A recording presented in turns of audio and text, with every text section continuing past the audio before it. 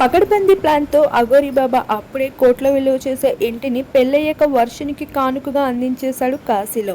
ఇక ఇదంతా ముందుగానే మంచి ప్లానింగ్తో పక్కగా అయితే వర్షిని కోసం చేసేశాడు అఘోరీ. 17 ఏళ్ల పాటు సాధన చేస్తూ జీవనం కొనసాగించిన అఘోరీ బాబాకి ఇంత కోట్ల ఆస్తి ఎక్కడి నుండి వచ్చింది, ఎలా సంపాదించాడు, ఎంతుంది అనే ప్రశ్నలు మీడియా మధ్యలో చెలరెగుతూ ఉంది. ఇక వాటన్నిటికీ సమాధానాలు మాత్రం అఘోరీ నుండి ఏమాత్రం రావడం లేదు. ఇక తన దగ్గర ఉన్న కోట్ల ఆస్తులతో పెద్ద ఆశ్రమాన్ని నిర్వహించి అందులో మహారాణిలా శ్రీవర్షినికి ఉంచుతానని మాటిచ్చాడంట. ఈ విషయాన్ని స్వయాన శ్రీవర్షిని కుటుంబ సభ్యులే చెప్తూ వచ్చారు. ఆ మాయమాటలన్నిటికీ నా వర్షిని పడిపోయింది అంటూ కుటుంబ సభ్యులు ఎంతో ఆందోళన చెందుతూ ఆరోపణలు చేస్తూ వచ్చేశారు.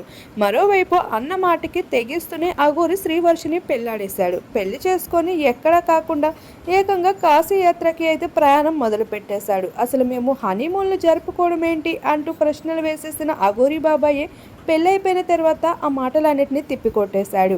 ఇక మీడియా అడుగుతున్న హనీమూన్ ప్రశ్నలకి ఎంతో నవ్వుకుంటూ సిగ్గుపడుతూ మాట్లాడుతూ వచ్చేసింది ఈ జంట.